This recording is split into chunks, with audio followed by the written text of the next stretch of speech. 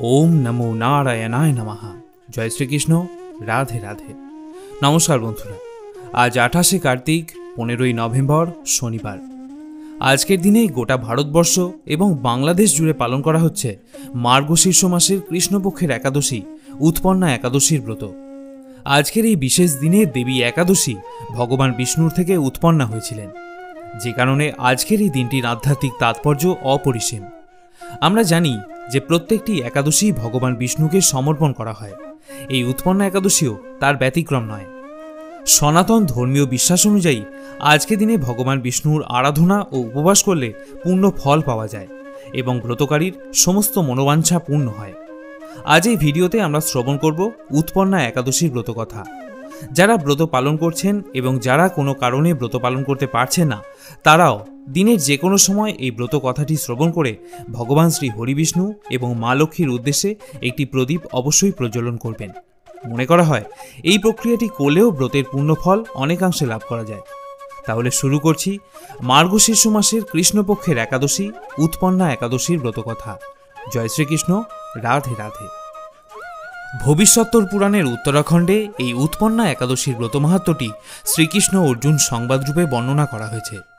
অর্জুন বললেন, হে দেব, অগ্রহায়ণের পুণ্যপ্রদায়ী কৃষ্ণপক্ষের একাদশীকে কেন উৎপন্না বলা হয় এবং কি জন্যই বা এই একাদশী পরম পবিত্র এবং দেবতাদেরও প্রিয় তা আমি জানতে ইচ্ছা করি। আপনি কৃপা করে আমাকে তা বলুন।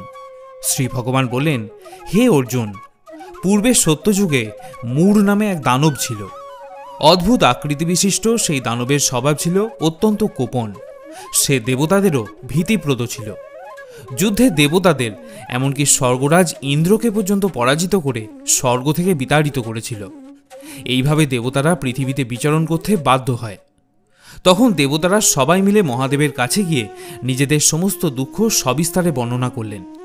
শুনে মহাদেব বললেন, হে দেবরাজ ইন্দ্র, যেখানে শরণাগত বৎসল জগন্নাথ গরুধ্বজ বিরাজ করছেন, তোমরা সেখানে যাও। তিনি আশ্রিতদের পরিত্রাণকারী, তিনি নিশ্চয়ই তোমাদের মঙ্গল বিধান করবেন।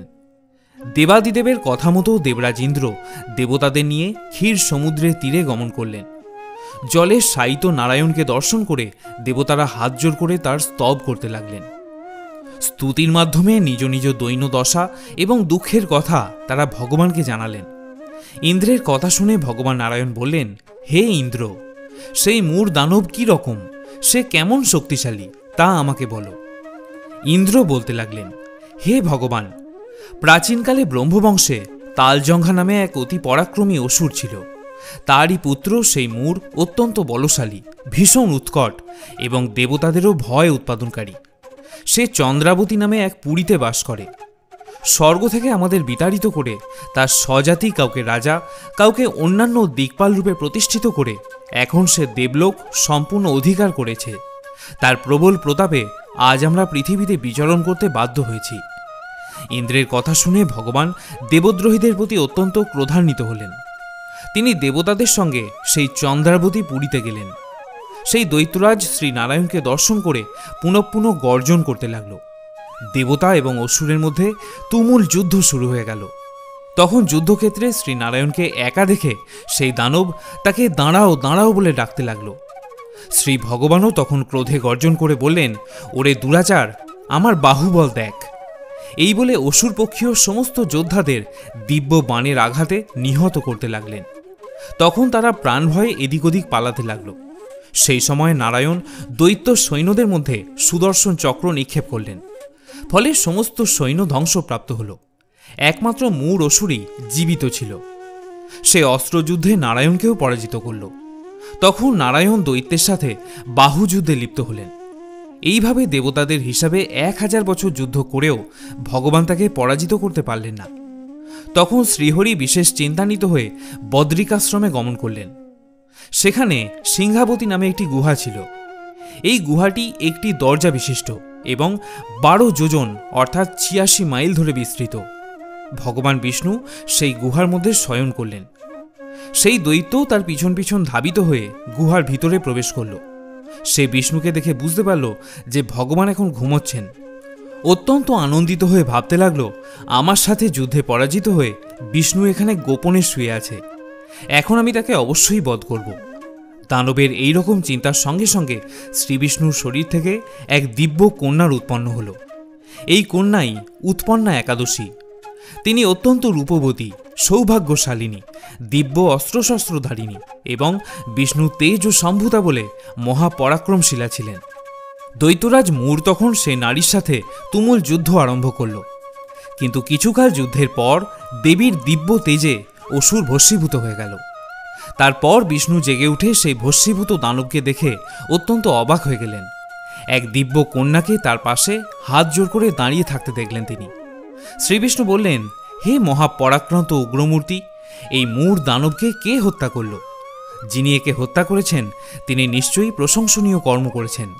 সেই কন্যা বললেন, হে প্রভু, আমি আপনার শরীর থেকে উৎপন্না হয়েছি। আপনি যখন ঘুমিয়েছিলেন তখনই দানব আপনাকে বধ করতে চেয়েছিল। তা দেখে আমি তাকে হত্যা করেছি। আপনাদের কৃপাতেই আমি তাকে বধ করতে পেরেছি। এই কথা শুনে ভগবান বললেন, আমার পরাশক্তি, তুমি একাদশীতে উৎপন্ন হয়েছ, তাই আজ থেকে তোমার নাম হবে একাদশী। আমি এই ত্রিলোকের দেবতা ও ঋষিদের অনেক বর প্রদান করেছি। হে ভদ্রে, তুমিও তোমার মনোমতো বর প্রার্থনা করো, আমি তোমাকে তা অবশ্যই প্রদান করব। একাদশী বললেন, হে দেবেশ, ত্রিভুবনের সর্বত্র আপনার কৃপায় সর্ববিঘ্ন নাশিনী এবং সর্বদায়িনী রূপে যেন আমি পরম পূজ্য হতে পারি, এই বিধান করুন। আপনার প্রতি ভক্তিবশত যারা শ্রদ্ধা সহকারে আমার ব্রত উপবাস করবে তাদের সর্বসিদ্ধি লাভ হবে, এই বর আমাকে প্রদান করুন। শ্রীবিষ্ণু বললেন, হে কল্যাণী, তবে তাই হোক। উৎপন্না নামে প্রসিদ্ধ তোমার ব্রত পালনকারীর সমস্ত মনের ইচ্ছা পূর্ণ হবে। তুমি তাদের সকল মনোবাসনা পূর্ণ করবে, এতে কোনো সন্দেহ নেই। তোমাকে আমার শক্তি বলে মনে করি, তাই তোমার ব্রত পালনকারী সকলেই আমারই পূজা করবে। এর ফলে তারা মুক্তি লাভ করবে। তুমি হরিপ্রিয়া নামে জগতে বিখ্যাত হবে। তুমি ব্রত পালনকারীর শত্রু বিনাশ, পরম গতিদান এবং সর্বসিদ্ধি প্রদান করতে সমর্থ হবে। ভগবান বিষ্ণু এইভাবে উৎপন্না একাদশীকে বরদান করে অন্তর্হিত হলেন। সমস্ত ব্রতকারীর কর্তব্য দিবারাত্রি ভক্তিপরায়ণ হয়ে এই উৎপন্না একাদশীর মাহাত্ম্য শ্রবণ কীর্তন করা। এটি করলে শ্রীহরির আশীর্বাদে জীবন ধন্য হয়ে ওঠে। শ্রোতা বন্ধুরা, এবারে আসুন জেনে নেওয়া যাক একাদশীর উপবাস এবং পারণ বা ব্রতভঙ্গ কখন এবং কিভাবে করতে হবে।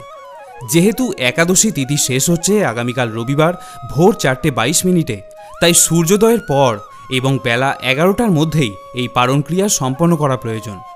একাদশীর ব্রত আমরা সঠিক নিয়মে কিভাবে পালন করব? একাদশীর দিন ভোরবেলা ঘুম থেকে উঠে স্নান পর্ব সেরে নিন। তারপর পরিষ্কার বস্ত্র পরিধান করে ঠাকুর ঘরে গিয়ে সংকল্প গ্রহণ করুন। মনে রাখবেন, যে কোনো ব্রতের পূর্বে এই সংকল্প গ্রহণ করা অবশ্য কর্তব্য। ভগবানের চরণে তুলসীপত্র এবং পুষ্প নিবেদন করে সংকল্প মন্ত্র উচ্চারণ করুন। মন্ত্রটি হল, একাদশ্যাম নিরাহারো স্থিত্বা অহম অপরেহানি ভোক্সামি পুণ্ডরিকাক্ষ শরণম মে ভবাচ্যুত। আপনাদের সুবিধার্থে এই মন্ত্রটি আমি স্ক্রিনে দিয়ে দিলাম। যদি মন্ত্র উচ্চারণ করতে অসুবিধা হয় তাহলে মনে মনে বলুন, হে পুণ্ডরিকাক্ষ, আপনি আমাকে কৃপা করুন। আমি যাতে সঠিকভাবে এই ব্রত পালন করতে পারি তার জন্য আপনি আমার সহায় থাকুন। আমি আপনার চরণে শরণাগত। এইভাবে সংকল্প গ্রহণের কাজটি সেরে ফেলুন। যদি নির্জলা ও নিরাহারী হয়ে ব্রত রাখতে পারেন সেটাই সর্বোত্তম। কিন্তু অনেকে পূর্ণ দিবস উপবাস রাখতে অক্ষম, তারা কি করবেন? অনেকে প্রশ্ন করেন যে অসুস্থ হলে উপবাস রাখা কি সম্ভব? দেখুন, ভগবান হলেন ভাবগ্রাহী জনার্দন। তাই আপনার মনের যে প্রার্থনা, অন্তরের যে প্রচেষ্টা, সেটাই ভগবান গ্রহণ করে থাকেন। তাই একান্ত অসমর্থ হলে ফলমূল গ্রহণ করে বা জলপান করেও এই ব্রত আপনি স্বচ্ছন্দে পালন করতে পারেন। আর অসুস্থ হলে ঔষধ পথ্যাদিও গ্রহণ করা যাবে। শুধু মনে রাখবেন, পঞ্চ রবিশস্য যেমন চাল, ডাল, গম, সরিষার তেল, ওটস, ডালিয়া এগুলি বর্জন করতে হবে। এছাড়া আপনি সাবুদানা বা সাবুর পায়েস, কাউন, দুগ্ধ জাতীয় যে কোনো দ্রব্য, নিরামিষ সবজিও খেতে পারবেন। সবজি রান্নার ক্ষেত্রে সরিষার তেলের পরিবর্তে বিশুদ্ধ গাওয়া ঘি বা সূর্যমুখীর তেল ব্যবহার করবেন। কিন্তু চা বা কফি বা যে কোনো নেশা জাতীয় দ্রব্য আজকের দিনে এড়িয়ে চলতে হবে। এছাড়া একাদশীর দিন শরীর থেকে রক্তপাত হওয়াকে অশুভ বলে মনে করা হয়, তাই দন্তমার্জন বা তরিতরকারি কাটার সময় সতর্ক থাকবেন। এবারে আসুন পারণ ক্রিয়া বা ব্রতভঙ্গ কিভাবে সম্পন্ন করা যাবে সেই সম্পর্কে জেনে নেওয়া যাক। একাদশীর পরের দিন পারণের জন্য যে সময় নির্দিষ্ট থাকে তার মধ্যে পারণ সম্পন্ন করা অবশ্য কর্তব্য, নতুবা একাদশীর কোনো ফলই পাওয়া যায় না। পারণের সময় পঞ্চ রবিশস্য দিয়ে ভোগ নিবেদন করার পর পারণ মন্ত্র উচ্চারণ করুন এবং সেই ভোগ গ্রহণ করে উপবাস ভঙ্গ করুন। উপবাস ভঙ্গ করার আগে পারণ মন্ত্র উচ্চারণ করতে হয়। পারণ মন্ত্রটি হল ওম অজ্ঞান ও তিমিরান্ধস্য ব্রতে নানে ন কেশব প্রসিদ্ধ সমুখ নাথ জ্ঞান ও দৃষ্টি প্রদো ভব, যার অর্থ হল, হে নাথ, এই ব্রত দ্বারা আমার প্রতি প্রসন্ন হয়ে আমাকে জ্ঞানচক্ষু প্রদান করুন। পারণের পর দ্বাদশী দিন শুধুমাত্র নিরামিষ আহারই গ্রহণ করার চেষ্টা করুন। অনেকের মনে বিভ্রান্তি থাকে যে একাদশী দিন তুলসী মাতাকে জল নিবেদন করা যাবে কিনা। তাদের উদ্দেশ্যে বলি যে আজকের দিনে তুলসীকে অবশ্যই জল নিবেদন করুন। বছরে 365 দিন, এমনকি রবিবার এবং একাদশীর দিনও তুলসীকে জল নিবেদন করতে হয়। এর পাশাপাশি ভগবানের চরণেও আজকের দিনে অবশ্যই তুলসীপত্র নিবেদন করবেন। যদি ভগবানকে ভোগ বা নৈবেদ্য নিবেদন করেন সেখানেও অবশ্যই তুলসীপত্র অর্পণ করবেন, কারণ বলা হয় যে নৈবেদ্যতে তুলসীপত্র নিবেদন না করলে ভগবান বিষ্ণু সেই ভোগ গ্রহণ করেন না। এছাড়া আজকের দিনে বেশি বেশি করে ভগবানকে স্মরণ করুন, হরিনাম করুন, মালা জপ করুন এবং হরে কৃষ্ণ মহামন্ত্রটি পারলে 108 বার উচ্চারণ করুন। বলার অর্থ হলো এই যে একাদশী কেবলমাত্র উপবাস পালন করা নয়, নিরন্তর শ্রী ভগবানের নাম স্মরণ, মনন এবং শ্রবণ কীর্তনের মাধ্যমেই একাদশীর দিনটি অতিবাহিত করতে হয়।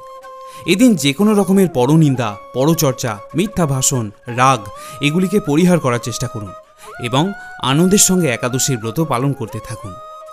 উৎপন্না একাদশীতে বাড়িতে পূজা অর্চনা করার পাশাপাশি দিন দুঃখী বা অভাবী মানুষকে আপনার সামর্থ্য অনুযায়ী বস্ত্র বা খাদ্য দিয়ে সাহায্য করার চেষ্টা করুন, কারণ সনাতন ধর্মে সেবা করা বা দান করাকে অত্যন্ত পুণ্যর কাজ বলে মনে করা হয়। এটি পরম কর্তব্য। দান কেবল বস্তু বিনিময়ের বিষয় নয়, এটি আত্মার পবিত্রতার চর্চা।